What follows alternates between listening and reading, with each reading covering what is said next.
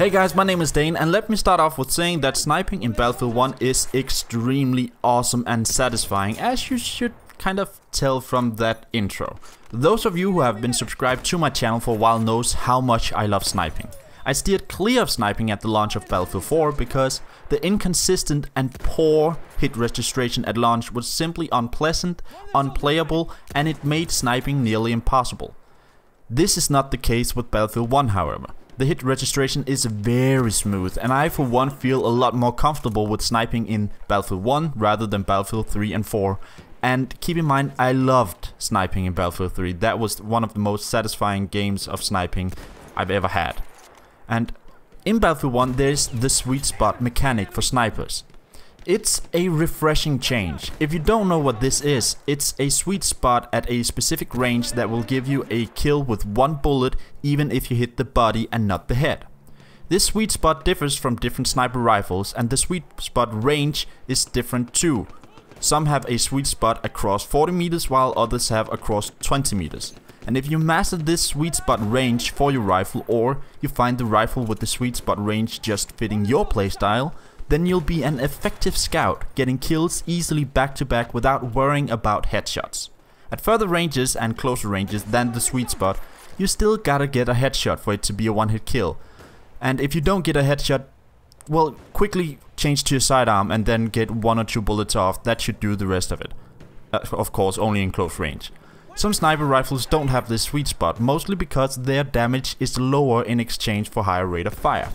You've seen me make use of one of the scout gadgets, the sniper shield. This is great for providing front cover when sniping, whether you're prone, crouched or standing. But what you gotta be aware of is that other people can shoot through the gaping hole too. This you should also remember when you see others using it.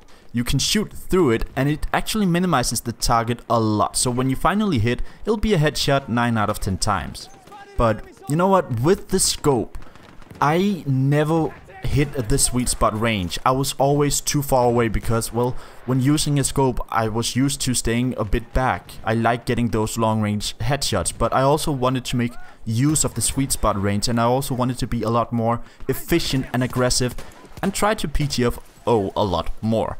So I started using the Lawrence of Arabia bolt action rifle that I got with the game. This rifle holds 10 rounds and uses iron sights. This way I could be way more aggressive while still being able to pick off targets at range, though a bit more difficult, and this allowed me for more PTFO on my part and a way more satisfying kill at range. I felt awesome when getting headshots back to back with iron sight at long, medium and close ranges while assaulting or defending and even moving in between flags or just in general objectives. So cool, so satisfying to win duels, and that sound when you get a headshot. Oh my god, that is just awesome. And while using iron sights, I didn't have the disadvantage that most other snipers face, the scope glint. If you're new to the Battlefield franchise, the sniper scopes produce a white glint that makes snipers hiding at any range easier to spot and shoot, making them an easy target, and they're not really that stealthy as they think they are. But when using the iron sights, I did not have this disadvantage, and I was often able to hide easily and very well in bushes or in the terrain in general, even in between rocks, because I had no scope glint. Also making counter sniper duels work in my advantage, until I'm spotted, that is, because they have scopes, I don't. This also provided great advantages when flanking and shooting enemies from behind, as they did not have a scope glint to go off. And when the highest power optic zoom is 4, even a human head at 100 or 200 meters is very difficult to see, even without a spot. And when the highest power optic zoom is 4, even a human head at 100 or 200 meters is very hard to see. It's easier with a spot from a teammate, but when you don't have a spot, it's very difficult to see exactly where that shot is coming from, until it's too late. So yeah, another issue I didn't have. The intro you saw was one of those awesome moments that shows just how cool sniping can be with the effectiveness and versatility of iron sights. Granted, a lot of other snipers might prefer scopes for more precision at ranges, and they are able to do the same in close and medium combat as I did here, but this suits my playstyle to no end. Another thing I found was that when using iron sights, I was a lot more cautious with my shots, and I didn't run out of bullets nearly as quick compared to when using a scope. This also improved my aim greatly, and it didn't take long for me to adjust to using iron sights and getting kills back to back with quick flick of the wrists. And back in Battlefield Bad Company 2, my favorite sniper was the M24 sniper rifle, but I just loved having sniper duels with the M1 Garand. Playing with iron sights with a bolt action rifle in Battlefield 1 just takes me back, and it's so satisfying getting those kills at longer ranges and being precise yet swift in medium and close quarters. What I didn't think I would make use of a whole lot was the trench binoculars. I thought they were, well, useless. I mean, come on, why would you use it? Well, I was surprised. When I learned just how effective this was, I always run with it now. If I was near cover and shooting at enemies getting those cool kills and suddenly a bullet whistles by my head, I do what we all do, I duck for cover.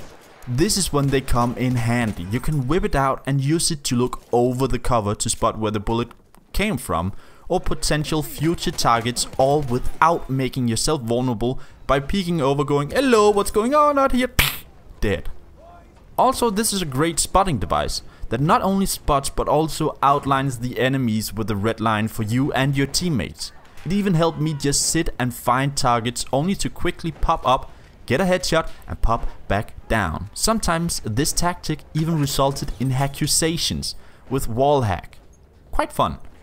I made use of this quite often after I learned how effective it was, and it's now, as I said earlier, a permanent part of my scout loadout.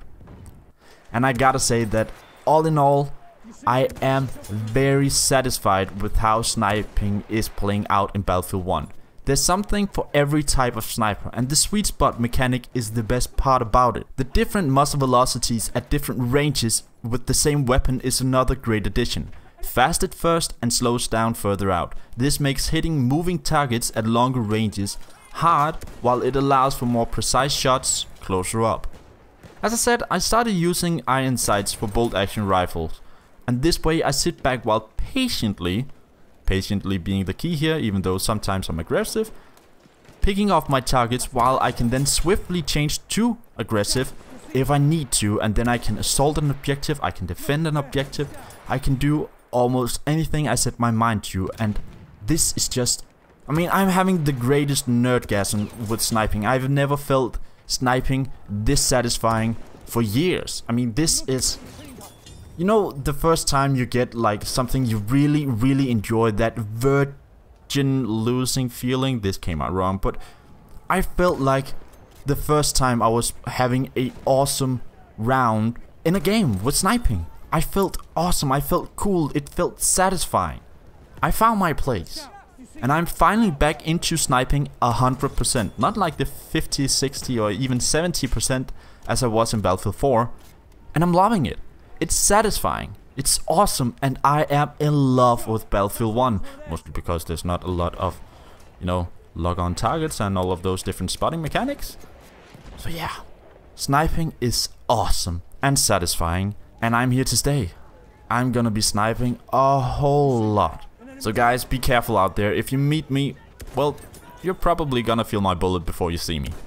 And that's it for this time, guys. I hope you guys enjoyed this, and do let me know in the comments below what your favorite class is in Battlefield 1, your favorite playstyle and loadout, if you have discovered this yet. I know it's still very early on in the game's release, but if you have found your true love, your true class, your true playstyle in Battlefield 1, like I have just now, do let me know in the comments below. And I hope to see you guys in the next one.